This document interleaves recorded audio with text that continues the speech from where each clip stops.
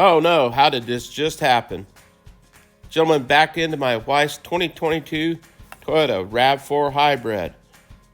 He was parked across from me in the parking lot, and I was sitting in the car waiting for her to come out of a doctor's appointment, and he backed across right into the left rear of our car, causing some damage. Well, the good news was he had insurance, and it was valid, and that he was accepting full responsibility. Because I was completely parked, not moving, and parked within my lane when he backed into me. I took the car to White's Collision Center in McMinnville for an estimate, where estimator Kevin White gave me an estimate of $1,747.73 to fix the RAV4 back to the condition it was before he ran into me. I then submitted a claim to his insurance, American Family Insurance Company, where they wrote an estimate of their own for $1,337.83. The American Family Insurance quote was $409 cheaper than the quote that I'd gotten from White's Collision Center. I owned the car outright, so I received a check from American Family a couple of weeks later for $1,337. Not enough money to repair the car, so I contacted American Family and I asked them if they had a preferred body shop they would like me to take the car to. And they said no, that they did not. So I asked them how I should get my car repaired for $1,337. Well, they suggested that I take it to Salem, a town about 25 miles away from me, and see if I could find a shop there that would repair it for that dollar amount. Well, I was unable to find a shop that would repair the car for the dollar amount that they sent me.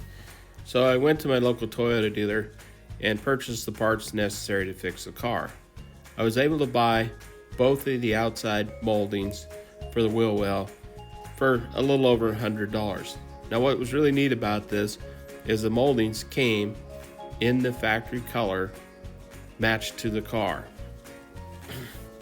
Our old wheel house guard, wheel arch guard that goes attaches to the door had some pretty good scratches on it here, and the way I got it off was open the door slightly, but there's 1, 2, 3, 4, 5 retainers back here, and I used this tool to get in behind them, was able to pry them loose. Now, you actually can just pull them off of there, but I did pry them loose with that.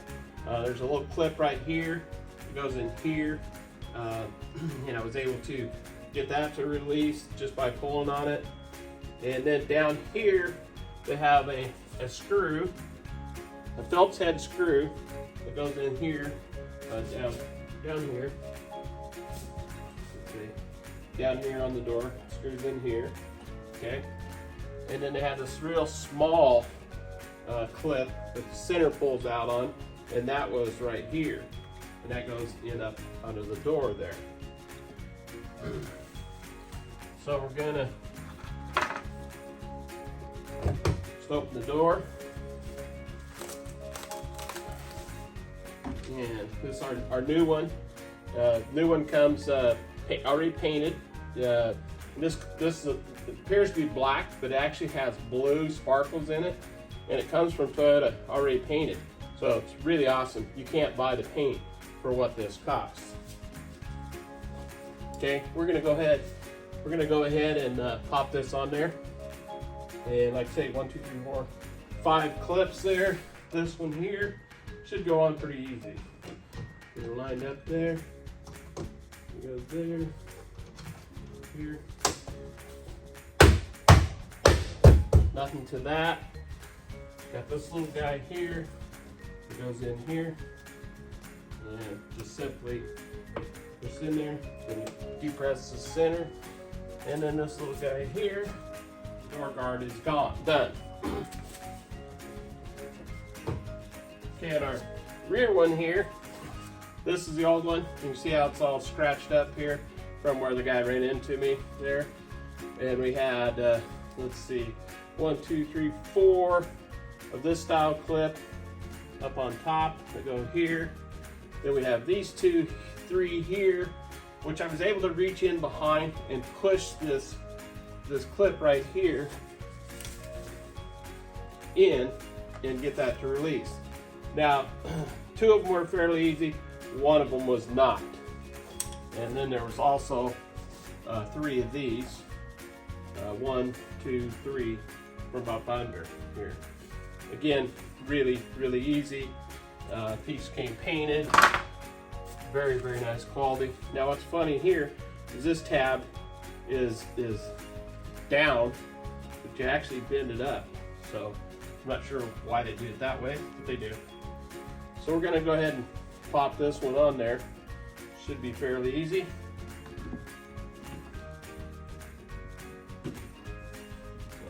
Here we go. 1, 2, 3. 2, 3. Piece of cake. That in there. This guy here. And make sure that these are retracted all the way before you try to stuff them in there. You like stuffing a noodle up a Wildcat's butt. You don't. Okay, got that one in. And again, make sure you pull the center all the way out and pop her in there. Snap that in place. And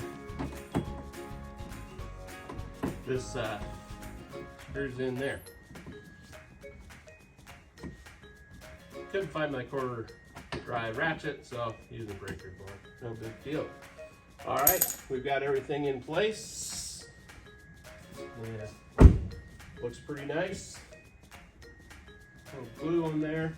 Got a couple minor scratches here that I took a buffer and was able to buff those out.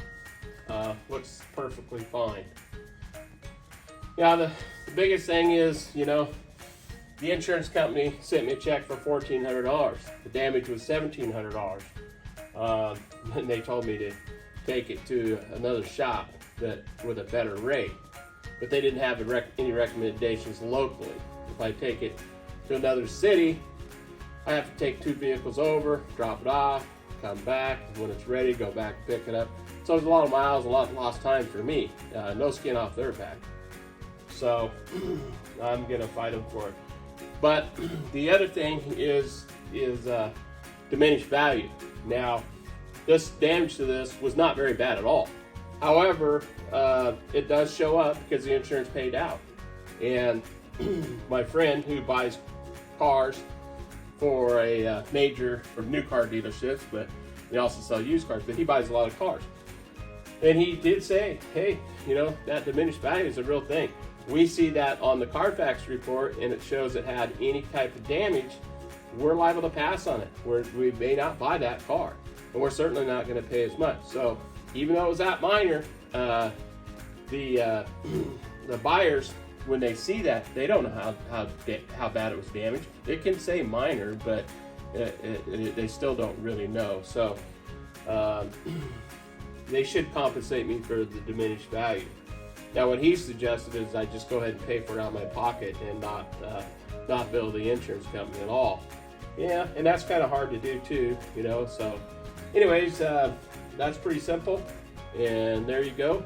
And if you like the video, please hit that like, share, and subscribe button. That'd really help us out. And we'll catch you next time at Rusty Duck Garage. So for now, the car is repaired, and I can get it ready to sell because I'm planning on selling the car. And then I'll be able to fight with the insurance company to get what I feel is owed to me. And I dropped in a few pictures of this 1967 Camaro that I found sitting outside of Amity a few days ago. This car came from Hayward, California. It's just a really cool old drag race car. Hope you enjoy the videos, and we'll catch you next time.